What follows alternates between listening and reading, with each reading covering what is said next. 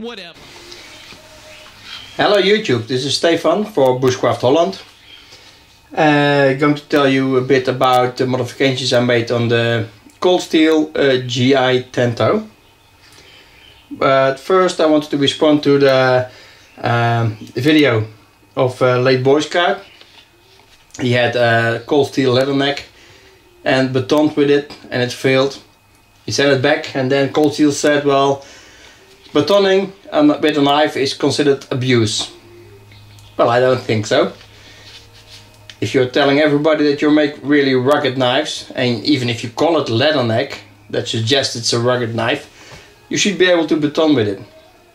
So perhaps they should change the name into a tender love and care knife and put it on a wall somewhere and not give it to people that are going outdoors. But anyway, I still like cold steel. I have some cold steels and I do use them. And this is my modified cold steel GI Tanto. I'm going to tell you about the modifications I made. First of all, the handle. I glued it on to make it stronger. And I really tightened the bolts and then put some glue on there. Super glue to make it stick so it won't come loose.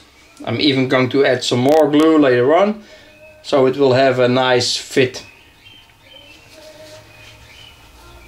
So, handle is glued on. Got rid of the hilt and the finger guard because I want to be able to choke up to the blade.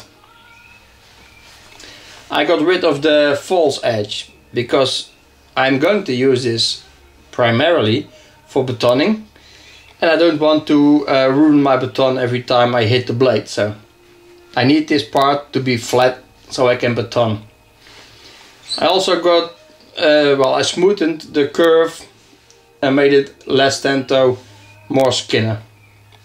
What I also like about this knife is that you have about a 14 centimeter cutting edge and here a false edge. If you take it like this, the weight is in the front of the blade, so it will chop. It will chop fairly decent, by the way. And you have the possibility to choke up to the blade and use it more in a bushcrafting style of way for carving, etc. And if you look, if you put your finger here, then the weight is in the handle, in the back side, so it's easier to maneuver. So that's about the modifications to the blade. I'm going to add some more glue over here. Then some modifications to the sheet. First, I squared this part off because this one is primarily going inside my pack. I don't need the point there. It makes the whole blade or the package longer. And it might even puncture my backpack after a while, of course, after rubbing it. So I flattened this part. I lowered this part. And what I will do also is glue this, because I don't need to change this every time. I'm just going to glue it, make it real hard use. But I do like the sheet, by the way. The retention strap is okay. Even without the hilt, it fits in quite nice. It doesn't rattle too much. I will put it in a lanyard, by the way, for heavy use during winter. Because if your knife slips out of your hand in the snow, then you might lose your knife. And the handle is very okay, but it's slippery when wet. So usually I wear gloves when batoning or when chopping with this blade. But all in all, I bought this one to be a real working knife, and batoning is one of the main parts. Because I don't want to bring an axe every time I go into the field. If I go for 2 weeks maybe, I bring an axe or rather a large blade.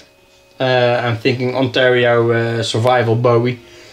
But if I'm going for just a weekend, 2 nights, 3 days, I want to bring a smaller knife together with my bushcrafting wood whittling knife. So I'm going to try this one, and if it breaks I will know that cold steel considers batoning abuse. Well, that's cold steel, not me, because I think it's a normal use of a knife like this. And by the way, I completely lost all the tactical features because I don't really need them. I just need it to be a hard-working bushcrafting style of knife. So, hope you enjoyed. Take care. Bye bye. Whatever.